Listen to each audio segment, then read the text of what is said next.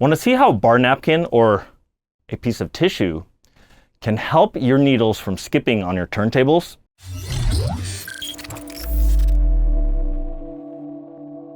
What's up everyone, I'm Joni, and in this video I'm going to show you this neat little trick that can help your time code record or your vinyl from skipping when you're using it at a gig. Now picture this.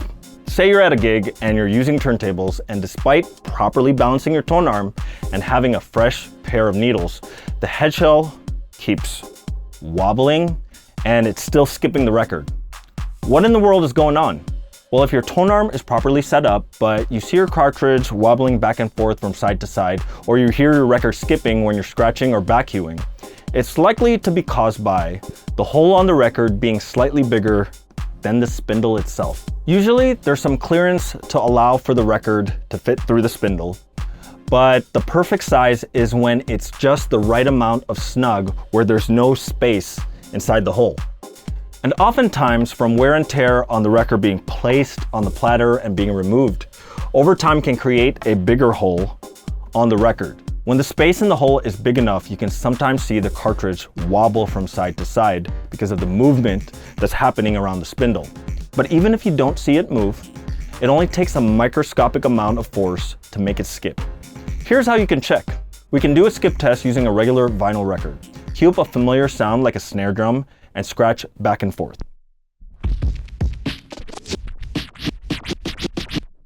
A scribble scratch or a fast baby scratch is the best way to check.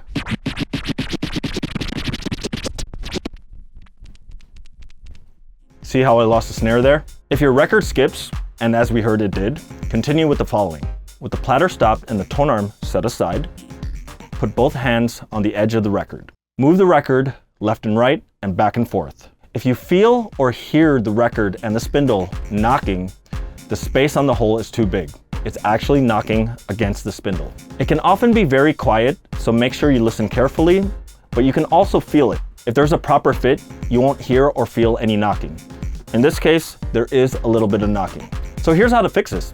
You simply have to fill the hole so that the record stops bouncing against the spindle. If you're at a gig, you can easily do this with a bar napkin, a piece of Kleenex, or a tiny piece of paper. Let's take a piece of tissue right here. Rip a very small piece of the napkin or the tissue about 1 inch round. It doesn't have to be perfect. About this size will work. With the record off the platter, lay the piece of napkin directly over the spindle, centered where it completely covers the spindle. With the spindle fully covered, slowly place the record at the top of the spindle, but don't let it set down yet. Make sure you can see the napkin completely covering the spindle. Now press down on the record flat on the platter. If you did it correctly, you might get a little bit of excess napkin on the side, which may stick out of the spindle. You can rip the excess off if there's any. Now check to see if there's still movement of the record against the spindle. If you no longer hear or feel the knocking, you did it correctly. Now set the cartridge back on the record and perform a skip test.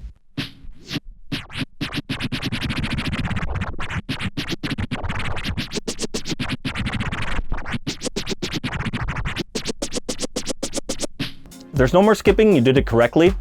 If it's still there, try the steps one more time with a new piece of napkin or tissue. It might be the case that you didn't completely fill the hole. Now that's a temporary solution that you could do while you're at a gig. But if you want a permanent solution, you can use tape to fill the hole. The best type of tape to use is thin tape that is glossy on one side. Avoid using thick tape like masking tape, electrical tape, or duct tape. Over here, I have some packaging tape, and this will actually work. Rip 1/2 inch of the tape from the dispenser. I have about this much tape that I ripped off. Now take a pair of scissors and cut it in half along the long side. This will be good for 2 records. Now take your record and take one piece of tape and thread it through the hole of the record until the length sticks out at both ends. You may have to fold the tape to thread it through.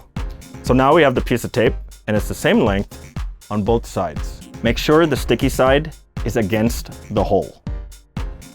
Now press down on the tape towards the outside of the record on both sides.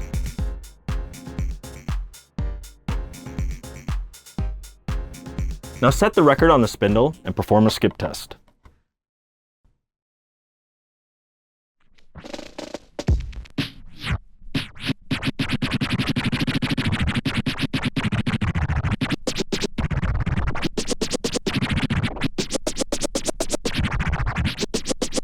You can do this trick with any record with a small spindle hole, whether it's time-code vinyl for DVS or your favorite 12-inch single or scratch break. Feel free to try this whenever you have a skipping needle. Now, if you want to see a video on how to properly balance your tone arm, leave us a comment down below. If you want to find out more about the PLX 1000 turntable or the DJ MS5 mixer, or see more products from Pioneer DJ, be sure to visit us on our website, pioneerdj.com, or catch us on our social media channels at Pioneer DJ USA. Thanks for watching.